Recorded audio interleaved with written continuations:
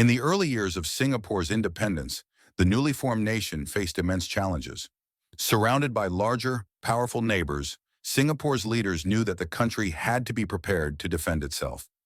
One of the most pivotal decisions in Singapore's journey to becoming a respected, secure nation was the establishment of its own military force, the Singapore Armed Forces, SAF. But how did Singapore go from being a young, newly independent country with no military to having one of the most advanced, highly trained, and respected forces in the world? The answer lies in the birth of the SAF and its first ever military draft.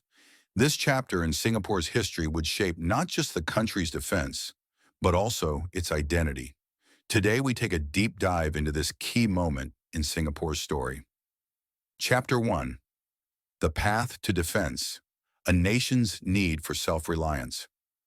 When Singapore became independent from Malaysia in 1965, the fledgling nation faced a future filled with uncertainty. The young island state was surrounded by larger, more powerful neighbors, with little to offer in terms of natural resources or strategic allies. At the time, Singapore had no military force of its own, relying on British military protection for its security. However, with the departure of British troops, this safety net was no longer guaranteed, leaving Singapore vulnerable in a region fraught with instability and potential threats. Prime Minister Lee Kuan Yew and his government were acutely aware that Singapore's survival would depend on its ability to defend itself. A nation so small and strategically located, wedged between major powers, needed more than just diplomacy. It needed a robust defense strategy. Without it, Singapore's existence could be easily threatened, especially in a world where power dynamics shifted rapidly. It was clear that Singapore could not afford to be a passive player in its own security. Lee Kuan Yew's vision for Singapore's defense was shaped by the lessons of history and his experience with regional tensions. Southeast Asia in the 1960s was a volatile region. Indonesia, under President Sukarno, was politically unstable and had openly threatened Singapore in the past, calling for the island to be crushed.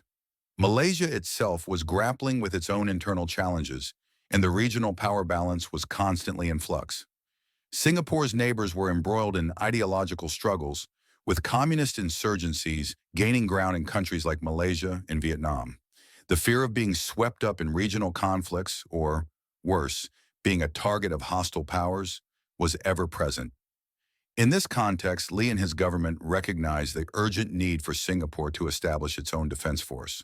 They understood that national security could not be outsourced to foreign powers, especially when those powers were increasingly withdrawing from the region.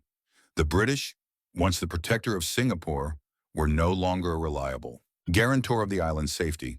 Singapore could not depend on external allies, as the country's size, lack of resources, and geopolitical position made it a low priority for larger nations with their own strategic interests. Building a self-reliant military force became one of Lee Kuan Yew's top priorities. The goal was not just to create a military for defense, but to foster a sense of national unity and pride. The Singapore Armed Forces, SAF, would be a symbol of the nation's independence and strength. From the outset, it was clear that the military would need to be highly professional, modern, and capable of responding to a range of threats, from conventional warfare to internal instability. This vision set the stage for the creation of the SAF, as well as the implementation of national service, which would involve every able-bodied Singaporean male. By making defense a collective responsibility, the government aimed to unify the country, ensuring that all citizens understood the importance of contributing to the nation's survival. Through the military, Singapore would not only gain the ability to defend its sovereignty, but also instill in its people a sense of duty, discipline, and resilience that would become the backbone of the nation's identity. The need for self-reliance in defense was not just a strategic decision, it was a matter of survival. Lee Kuan Yew's foresight in prioritizing a strong, self-sufficient military ultimately enabled Singapore to stand firm in a tumultuous region and evolve into the prosperous and secure nation it is today. Chapter 2. The Dilemma: A Young Nation, a Small Population. In the wake of its independence in 1965, Singapore faced a daunting challenge: building a military capable of defending the nation despite having a small population. At the time, the country's population was only about 2 million people, which was a fraction of the size of many other nations that had established, well-funded armies. The reality of Singapore's situation was clear. Without a substantial number of citizens to serve in the military, it would be impossible to build a traditional force based on volunteer enlistment or professional soldiers. In most nations, military forces are composed of a mix of volunteers and professional soldiers. Countries like the United States and Britain had the luxury of drawing from larger populations, with extensive systems for recruiting volunteers or contracting professional soldiers.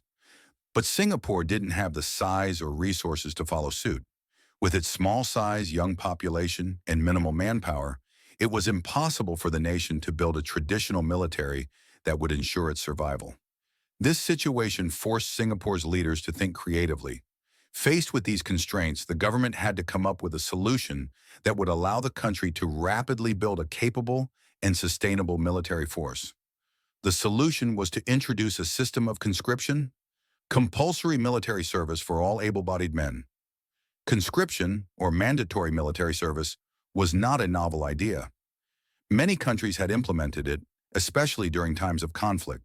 However, for Singapore, conscription became a cornerstone of its national defense strategy. The concept was a drastic shift from the voluntary recruitment models seen in larger nations. In a young, small country like Singapore, conscription was the only way to quickly build a military strong enough to defend the country from potential threats. In Singapore's case, conscription was more than just about raising an army. It was a civic duty, a responsibility that every able-bodied male citizen would share. By instituting national service as a mandatory requirement, the government sought to unify the country in a common purpose, the defense of the nation.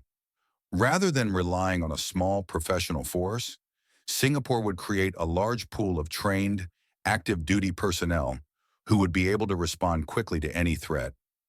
This decision wasn't easy, and it came with its own set of challenges. Many young Singaporean men, at the time, were apprehensive about mandatory service. They were unfamiliar with the idea of national service and the sacrifices it entailed. But in a nation with limited manpower, it was a necessary step to ensure the country's survival. The government knew that national service would not only provide the military with a ready and capable force, but would also serve as a unifying experience for the population. In the broader context of Singapore's survival, conscription became more than just a military obligation. It became a vital symbol of the nation's collective responsibility. Through the draft, every citizen, regardless of their background, would play an active role in the country's defense, creating a shared bond that strengthened national unity. The introduction of conscription was a transformative moment for Singapore, one that would shape the country's identity and lay the foundation for the formidable Singapore Armed Forces, SAF, that exists today. By embracing conscription, Singapore transformed what could have been a daunting obstacle, a small population, into a unique strength. Through shared duty and sacrifice, Singapore's young men became the backbone of the nation's defense, ensuring that the country would not only survive but thrive in the face of external challenges. Chapter 3. The birth of the Singapore Armed Forces. In 1967, Singapore took a monumental step that would forever shape its future: the establishment of the Singapore Armed Forces, SAF. This decision, though essential for the nation's survival, was not made lightly. At the time, Singapore was still in its infancy as an independent nation, grappling with the aftermath of separation from Malaysia, limited resources, and the ever-present threat of regional instability. The idea of creating a national military force through conscription, requiring young men to serve in the military, was controversial and met with resistance. However, Prime Minister Lee Kuan Yew and his government were resolute in their belief that conscription was the only viable path forward. Lee, along with his cabinet, understood that Singapore's security could not be left to the whims of larger powers or external alliances. They recognized that, as a small nation in a volatile region, Singapore's defense needed to be a collective effort, one that involved every citizen. The country had no option but to take matters into its own hands and ensure that its military was strong enough to deter threats and protect its sovereignty. The SAF was officially born in 1967, a few years after Singapore's independence. but its significance went far beyond simply establishing a military force. It marked a turning point in Singapore's identity, demonstrating the nation's commitment to self-reliance and resilience. The creation of the SAF laid the foundation for Singapore's future security and stability, ensuring that its sovereignty would no longer be at the mercy of external powers. To make this vision a reality, the government passed the Military Service Act, MSA, which came into effect the same year. The MSA required all male Singaporean citizens and permanent residents between the ages of 18 and 20 to serve in the military for a period of 2 years. This was a significant and often divisive step in the young nation's history. Many young men found themselves torn between the demands of military service and their aspirations for a civilian life. Yet, despite the challenges, national service became an indelible part of Singapore's identity. The draft was seen not just as a legal obligation, but as a rite of passage. It was a transformative experience for young Singaporean men who, despite initial hesitations, came to see military service as an essential part of their duty to their country. National service instilled in them a sense of responsibility, discipline, and pride in contributing to the nation's defense. The idea of conscription helped forge a collective identity, uniting Singaporeans of different ethnic backgrounds and forging bonds that transcended divisions. In many ways, the establishment of the SAF was a statement of Singapore's determination to remain independent and self-sufficient. It was about more than just defense. It was about creating a national ethos centered on unity, resilience, and the shared responsibility of safeguarding the nation's future.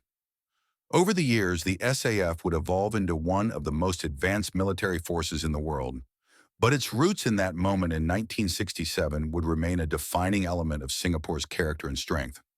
The SAF's creation set the stage for a generation of Singaporeans who would stand together, united by the responsibility of defending their homeland. Chapter 4: A Nation Comes Together. When the first batch of young men were called up for national service in 1967, they represented a pivotal moment in Singapore's history. For many, this was their first experience of being away from home, and the prospect of military service was both daunting and uncertain. The idea of being thrust into the rigors of training and the weight of responsibility to defend the nation was overwhelming for some. Many had little understanding of what military life would entail and what the future held for them as part of this new, untested force. Some recruits were eager to serve, driven by a sense of duty or patriotism, while others felt reluctant, questioning the necessity of national service and the impact it would have on their lives. For these young men, the idea of serving in a military force that had been hastily put together in a young, resource-strapped country seemed like a heavy burden. The challenges were immense. Training was grueling, conditions were difficult, and the responsibilities placed on their shoulders were greater than anything they had experienced before. But despite the initial anxiety and uncertainty, the young conscripts quickly adapted to military life. The Singapore Armed Forces, SAF, was no longer just a military institution. It became the backbone of the country's national identity. The harshness of training, the discipline, and the shared struggle soon fostered a sense of camaraderie and pride among the recruits. What started as a sense of duty soon evolved into something much deeper. The experience of national service became a bond that united Singapore's young men across all ethnicities and backgrounds. Singapore, though small in size, was rich in cultural diversity, with Chinese, Malay, Indian, and Eurasian communities all calling the island home. Prior to national service, these different groups often lived in parallel, each with their own distinct cultural practices. But within the ranks of the SAF, these differences didn't matter. Once they wore the uniform, all recruits were united by a singular identity: Singaporean. The military experience wasn't just about physical strength, it was about building something much greater. It was about instilling in each soldier a sense of teamwork, discipline, and sacrifice. Through shared experiences, these young men learned to rely on one another, building trust and friendships that would last a lifetime. They realized that the survival of Singapore depended not on any one individual, but on their collective effort. They were part of a greater purpose, a force that would ensure the nation's sovereignty and future. For the first generation of Singaporeans growing up in an independent country, national service became more than just a rite of passage. It was a formative experience. It defined their relationship with the nation, deepened their connection to the country, and gave them a stake in its future. National service became a unifying force that transcended ethnic lines, teaching Singaporeans that, despite their differences, they all shared a common goal: to defend and build the nation. The impact of national service stretched beyond the military. It shaped the culture of Singapore, laying the groundwork for a nation that valued unity, resilience, and the collective good. It was in those early years of the SAF that the foundation was laid for the sense of Singaporean identity and pride that endures to this day. The young men who walked into the military as individuals walked out as part of something larger, a nation that had come together, stronger and more united than ever. Chapter 5. The Early Struggles. Building a Professional Force. The first few years of the Singapore Armed Forces, SAF, were marked by a palpable sense of unity and determination, but they were also fraught with numerous challenges. As a newly independent nation with limited resources and manpower, Singapore had to build its military from the ground up.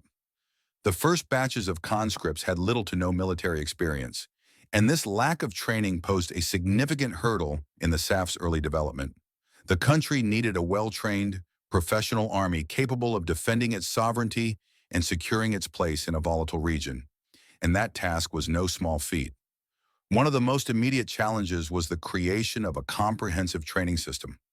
At the time, Singapore lacked a large pool of experienced military personnel to design and implement effective training programs. Most of the early recruits were civilians with no formal military background, and the country's fledgling defense force had to quickly instill in them the necessary skills and discipline. Developing these training systems was a vital first step in transforming a group of conscripts into a professional and capable military force. Additionally, building the infrastructure for military training, including the establishment of training camps and facilities, took time and significant effort. The Singaporean government also faced the daunting task of ensuring that the SAF had the right equipment. In the early years, much of the nation's military technology was outdated, and Singapore had to invest in modern weaponry and equipment that could meet the demands of modern warfare. From rifles to artillery, the SAF needed to be equipped with the latest technology to stand up against any potential threats. Alongside the Army, Singapore recognized the critical need to develop a strong air force and navy to complement its ground forces and create a balanced, multidimensional defense strategy. A well-equipped air force would help safeguard Singapore's skies, while a robust navy would be essential for protecting its maritime borders and securing vital trade routes. The establishment of the Republic of Singapore Air Force, RSAF, and the Republic of Singapore Navy, RSN, during the SAF's early years was crucial in ensuring that the nation could defend itself from all directions. Another major challenge was the recruitment of experienced officers and senior military personnel. Given Singapore's limited pool of military talent, the country's leadership had to make difficult decisions about how to build a capable officer corps. Many of the early officers were recruited from abroad, with the Singaporean government looking to experienced personnel from countries with well-established military traditions, such as the United Kingdom, Israel, and Australia. These officers brought with them valuable expertise and helped to train the next generation of Singaporean military leaders. Despite these early struggles, the commitment of Singapore's leadership to the SAF's development never wavered. Over time, the SAF grew in strength and sophistication, incorporating the latest technologies to stay ahead of regional threats. The government invested heavily in acquiring advanced fighter jets, tanks, artillery, and naval vessels, ensuring that Singapore's armed forces were not just large, but also modern and well-equipped. By the 1970s, Singapore was already beginning to establish itself as a formidable military force in Southeast Asia. As the years went on, the SAF's professionalism increased. The initial struggles were slowly replaced by successes as the force became more adept at both training and combat. The SAF's leadership also fostered a culture of constant improvement, with a focus on both individual soldier development and organizational efficiency. By focusing on high standards and the latest military technologies, Singapore was able to develop a military force that would go on to become one of the most respected and capable in the world. The early years of the SAF were filled with obstacles, but they were also marked by tremendous growth and determination. The leadership's focus on modernizing the military and creating a balanced defense strategy paid off, and over time, Singapore's military became a symbol of the country's resilience, innovation, and ability to thrive in a challenging environment. Today, the SAF stands as one of the most professional and effective military forces globally, a testament to the vision and perseverance of Singapore's leadership during those formative years. Chapter 6. The Role of National Service in Shaping Singapore's Identity. The introduction of national service in the creation of the Singapore Armed Forces, SAF, played a pivotal role in shaping Singapore's identity, far beyond its military capabilities. It became a symbol not only of the country's resilience and self-reliance, but also of its deep commitment to unity and shared responsibility. National service was more than just about preparing young men to defend the nation.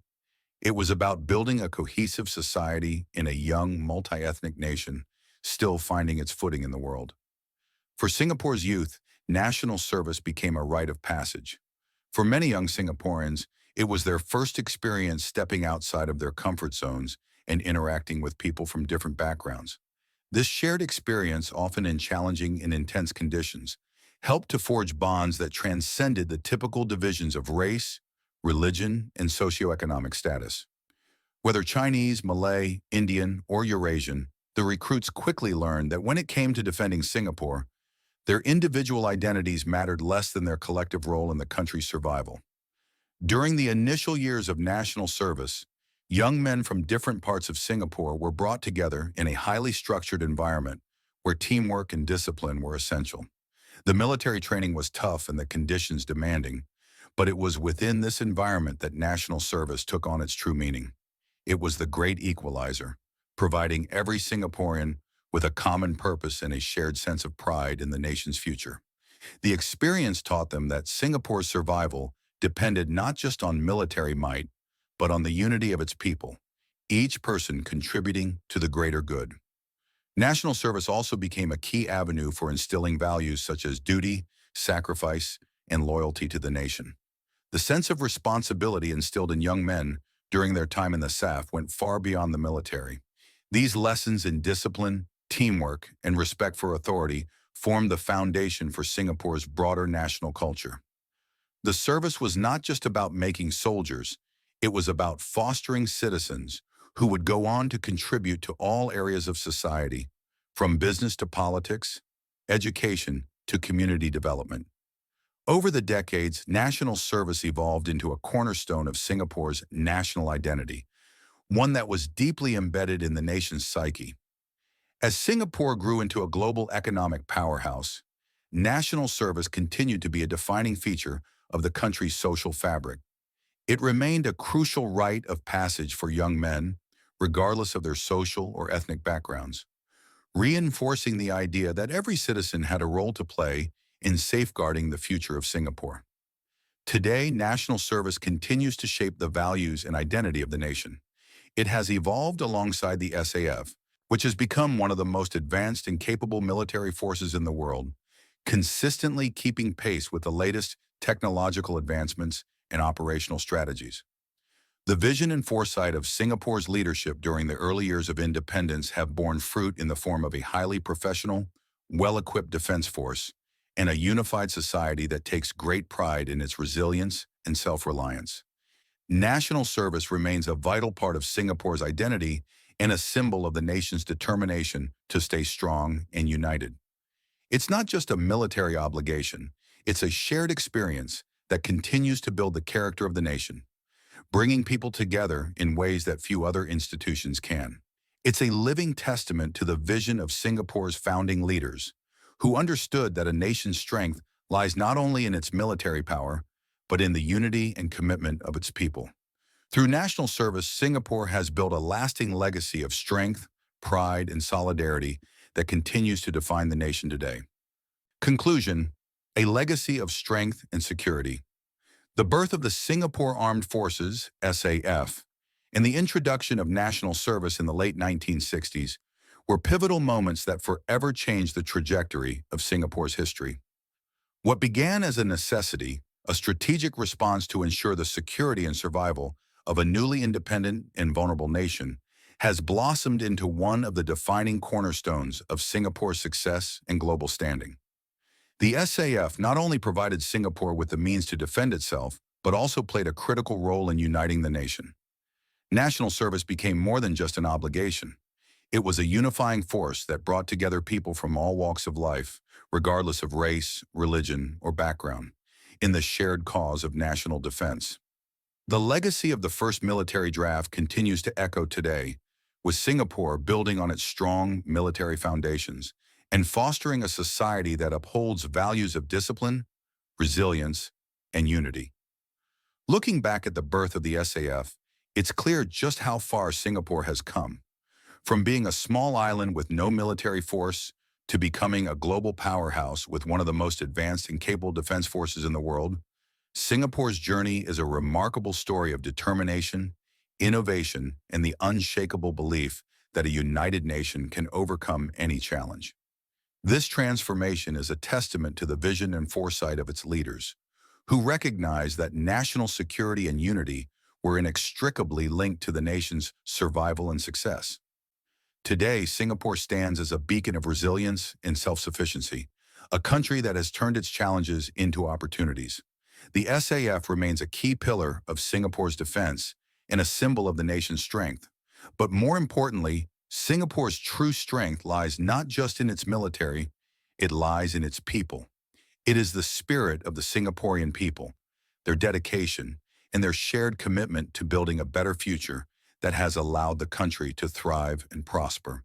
Thank you for watching, and remember, Singapore's strength isn't just in its military, it's in its people.